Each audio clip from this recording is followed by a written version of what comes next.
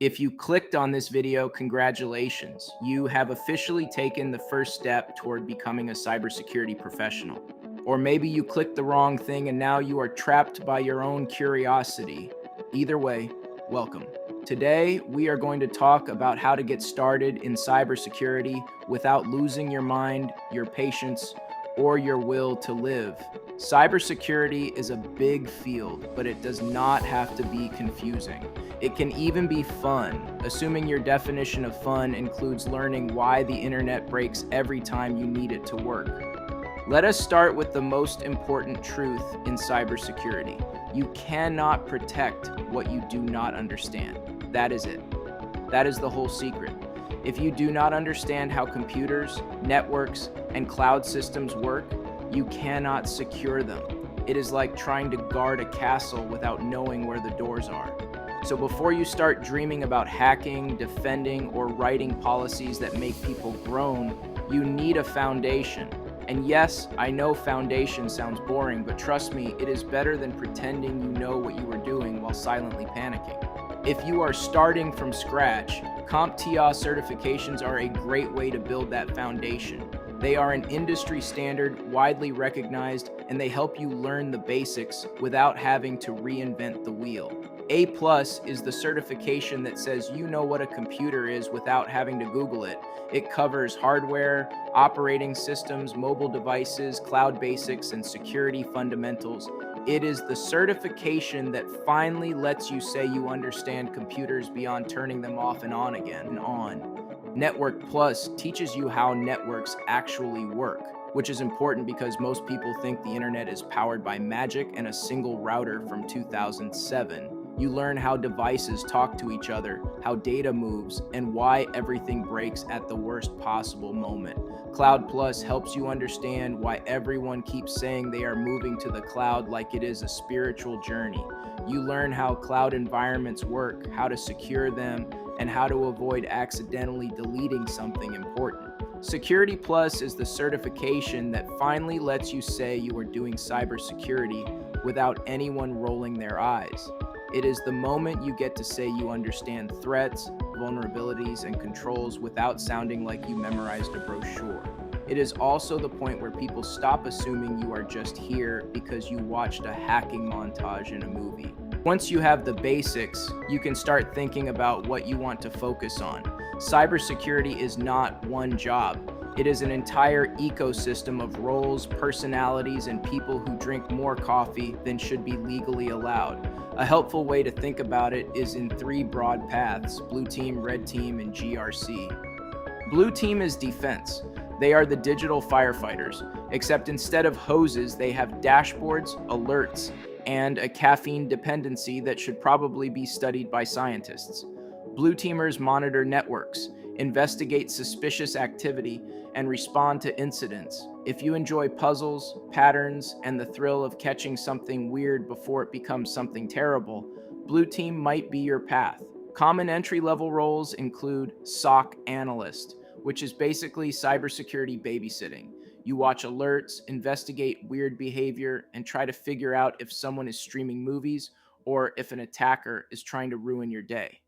Red team is offense. Red teamers are ethical hackers. They break into things on purpose with permission, which is the only reason they are not in jail. They are basically raccoons with certifications, curious, clever, and always trying to get into places they should not.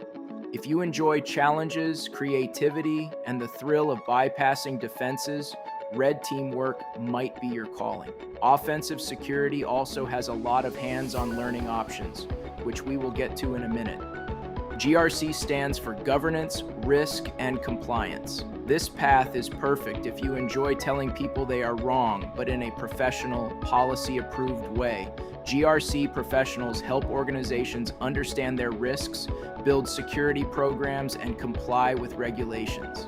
And yes, you absolutely benefit from having a technical background here. You cannot protect what you do not understand, and you cannot write policies for systems you cannot explain. GRC folks regularly interact with technical teams, so being able to speak their language is a huge advantage. A non-technical background is not a deal breaker, but understanding the basics makes you far more effective and far less likely to accidentally embarrass yourself in a meeting. No matter which path you choose, you need to learn how to learn. Cybersecurity changes constantly. New threats, new tools, new technologies. You have to keep updating your knowledge. The good news is there are a lot of free or inexpensive courses out there to help you continue to build your skills. Udemy is great if you want to learn Microsoft 365 or how to bake sourdough. Choose wisely. Cybrary has free content that ranges from beginner-friendly to why is this so hard. TCM Security gives you hands-on labs so you can break things in a controlled environment instead of breaking something important in real life. If your path is offensive security, there are even more hands-on platforms you should know about. TryHackMe is basically escape rooms for your brain. You work through guided rooms and challenges that teach you hacking and security concepts. Hack the Box is the same thing, but harder, meaner, and designed to remind you that you are not as smart as you thought. Both are fantastic for building practical offensive skills. You should also download and start playing with Kali Linux. Kali is the Swiss Army knife of hacking, except instead of a corkscrew, you get 600 ways to ruin someone's day. It comes with a huge collection of tools that offensive security professionals use. Even if you are just exploring, installing Kali in a virtual machine and learning your way around it is a great step. On top of all that, make sure you leverage completely free training. There is a wealth of information out there. You just need to know where to find it. SANS has a cybersecurity training community with free resources. AWS offers free training to learn about cloud architecture and security. Google has a cybersecurity professional certificate on Coursera. Microsoft provides learning paths like AI security fundamentals. Cisco Netacad has free cybersecurity courses. Fortinet offers training for cybersecurity professionals. These are serious resources that can help you level up without spending a dime. Now let us talk about staying plugged into the real world. Cybersecurity news moves fast, and you do not want to be the person who finds out about a major breach 3 weeks late. Podcasts are a great way to stay informed without having to stare at a screen. Darknet Diaries tells real stories from the world of hacking and cybercrime. CyberWire Daily gives you regular updates on cybersecurity news. Risky Business offers thoughtful commentary on major events and trends. These podcasts help you understand not just the technical side, but the human and business side of cybersecurity. If you want an easy way to keep up with cybersecurity news, use a free Feedly account. Sign up at feedly.com and subscribe to a cybersecurity bundle or build your own feed with security blogs and news sites. It is like having a personal assistant who only cares about breaches. Eventually, you will want to understand some of the key frameworks used in cybersecurity. The NIST cybersecurity framework is a widely used structure that helps organizations identify, protect, govern, detect, respond, and recover. The CIS Top 18 is a list of prioritized security controls that organizations can implement to reduce risk. These frameworks are a great place to start if you want to understand how security programs are built. They also make you sound smart in meetings, which is always a bonus. You will also run into tools like SIM, MDR, IDS, and MDM. SIM collects and analyzes logs. MDR helps monitor and respond to threats. IDS looks for suspicious activity. MDM manages and secures mobile devices. You do not need to be an expert in these tools right away, but the more you read and understand, the easier everything else will become. Another key part of your journey is building a network. And this time, we are talking about people, not routers. Start creating a network by joining cybersecurity groups on LinkedIn, Facebook, and Reddit. Look for local conferences and meetups. Go to capture the flag events. Talk to people who are already working in the field.